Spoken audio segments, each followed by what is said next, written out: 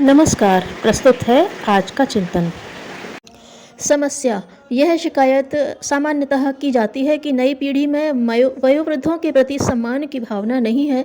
क्या इसके लिए जमाने की हवा, समय की चाल आदि को दोषी ठहराया जाए? समाधान। यह बात आंशिक रूप में ही सही है। जमाने की हवा का रुख निश्चय ही अनेक ज्ञात अज्ञात कारणों से बनता है, परंतु इनमें मानवीय क्रियाकलापों के अंश का उपेक्षणीय नहीं, उल्लेखनीय स्थान होता है। सच बात तो यह है कि वृद्धों का आज्ञाकारी बनने में, उनके समक्ष श्रद्धा युक्त विचारधारा का प्रदर्शन करने में प्रत्येक युवक को एक विशेष सुख की, आंतरिक पुलक की और आनंद की अनुभूति होती है।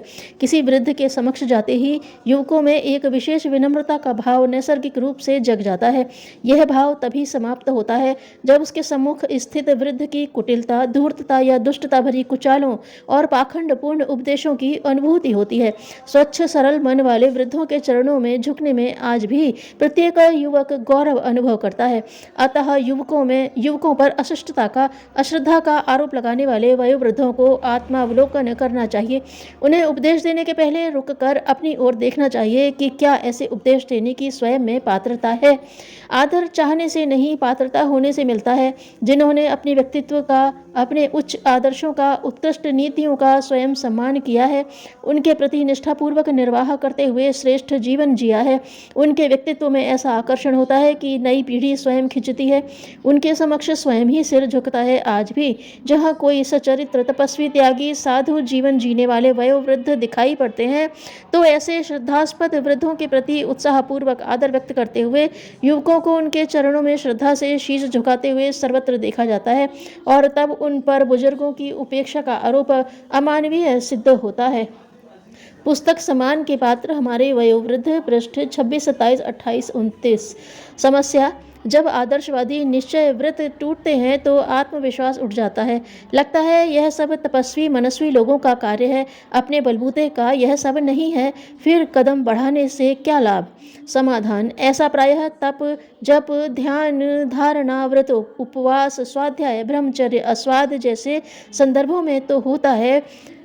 पूर्व अभ्यास तो रहा नहीं होता, अड़चनों की पूर्व कल्पना नहीं होती, संचित कुसंस्कार किस प्रकार आड़े आते हैं उनका भी अनुभव नहीं रहता। ऐसी दशा में उत्साह का स्तर आवेश जैसा ही होता है।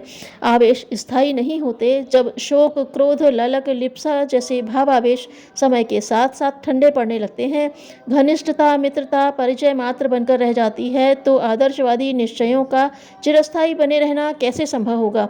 आदर्शवादिता के किसी पक्ष पर कदम बढ़ाना हो तो सरलता इसमें पड़ती है कि छोटे छोटे व्रत, अणुव्रत लिए जाएं और उन्हें हर हालत में पूरा करके रहा जाए।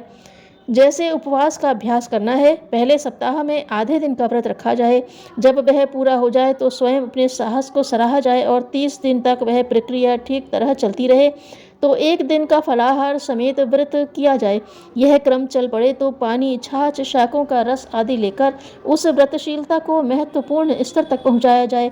इसी प्रकार ब्रह्मचर्य में एक एक दिन बढ़ाते हुए उस स्थिति तक पहुंचा जाए जिसमें महीनों संयम पूर्वक रहा जा सके। उपासना के लिए श्री गणेश 5 मिनट से भी किया जा सकता है। फिर जैसे जैसे मन लगने लगे उसमें अभिवृद्धि करते रहा जाए। दुर्गुणों को छोड़ने के संबंध में भी यही बात है। बीड़ी सिगरेट दैनिक प्रयोग में एक एक करके कम करते चला जाए और अंत में उसे पूरी तरह छोड़ दिया जाए। लोक मंगल के लिए अनुदान निकालने में भले ही आरंभ में न्यूनतम राशि से शुभारंभ किया जाए, पर उसे दैनिक एवं नियमित रखा जाए। नागा होने पर, भूल पड़ने की स्थिति में उसका प्रायश्चित करने के रूप में अपने को छोटा मोटा शरीर दंड या अर्थदंड दिया जाए। नियमितता बनी रहने पर मनोबल बढ़ता है और बड़े कदम उठा सकना, उनका निर्वाह चलते रहना सरल एवं संभव एवं सरल हो जाता है। धर्म के 10 लक्षण और पंचशील, पुस्तक पृष्ठ 24, 25, 26। समस्या। अत्याचार से उत्पन्न विपत्तियों को, अवांछनीयताओं को टालने के लिए क्या उपाय करना चाहिए? समाधान। मस्तिष्क को सदा रचनात्मक कामों में लगाए रहा जाए। इसी आधार पर प्रस्तुत विपत्तियां भी टलती हैं और प्रगति के लिए उपयुक्त राह भी मिलती है। अवांछनीयताओं को निरस्त करने के लिए रचनात्मक दूरगामी परिणाम उत्पन्न करने वाले उपाय ही अपनाने चाहिए। मात्र कमर कसकर लड़ने पर उतारू हो जाना ही परास्त करने का उपाय नहीं है। इससे तो आक्रमण प्रत्याक्रमण का ऐसा कुचक्र भी चल सकता है है जिसका कभी अंत ही न हो। कीचड़ कीचड़ से नहीं धोया जा सकता। अनाचार के प्रति उसी अस्त्र का उपयोग करना आवेश की स्थिति में लगता तो अच्छा ही है और आवश्यक भी, पर उसकी परिणतियों पर ध्यान देने से निष्कर्ष निकलता है कि सर्वसाधारण को तालमेल की नीति ही अपनानी चाहिए। प्रताड़ना देने का कार्य शासन के हाथ ही छोड़ना चाहिए। निजी क्षेत्र में तो असहयोग, विरोध और बहिष्कार जैसे आधार ही समस्याओं का ऐसा हल निकाल देते हैं जिनमें कुछ समय भले ही लगे पर और भी अधिक दुखदायी प्रतिक्रिया उत्पन्न करने से बचा लेते हैं। पुस्तक समग्र स्वास्थ्य संवर्धन कैसे, पृष्ठ 25-26। समस्या, धर्म का क्या अर्थ होता है और धर्म के लक्ष्य क्या हैं? समाधान, ध्री धातु में मन कृदंत लगाकर धर्म बना है। उसका अर्थ होता है धारण किए जाने वाला, आचरण करने योग्य, धार्यते। जैन रीति धर्म मनुष्यों द्वारा जिसे धारण किया जाता है, धर्म मनुष्य मात्र जिसे अपने आचरण में लाए वह ही धर्म कहलाता है। धर्म को धारण करने वाला, धर्म को अपने जीवन में आचरण करने वाला, धर्म के आधार पर अपने जीवन को जीने वाला व्यक्ति धार्मिक कहलाता है। इस दृष्टि से धर्म वह होगा जिसका आचरण करने से, जिसको धारण करने से मनुष्य जीवन सुव्यवस्थित रूप से चलता रहे, जिसके अनुसार चलने से मनुष्य अपने निर्दिष्ट लक्ष्यानुसार जीवन निर्वाह करता हुआ अपने मनुष्य जीवन को सार्थक बनाए। भगवान ने जब मनुष्य को बनाया तो उसकी मनुष्य मात्र से यह अपेक्षा थी कि वह अपना स्वयं का ऐसा मर्यादापूर्ण आदर्श जीवन बनाए जिससे स्वयं उसका जीवन तो सफल हो ही, साथ ही जिस परिवार, जिस समाज में, जिस युग में वह है, उस परिवार, समाज व युग को भी अपने कृत्यों एवं अपने आचरणों से सुव्यवस्थित बनाए रख सके। इस दृष्टि से धर्म का लक्ष्य मनुष्य में शिवत्व का विकास करना है।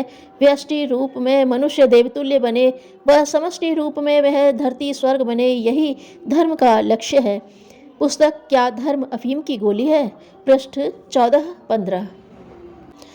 रास्ता वह भूलता है जिसे बताने वाले की बात सुनने की फुर्सत नहीं होती।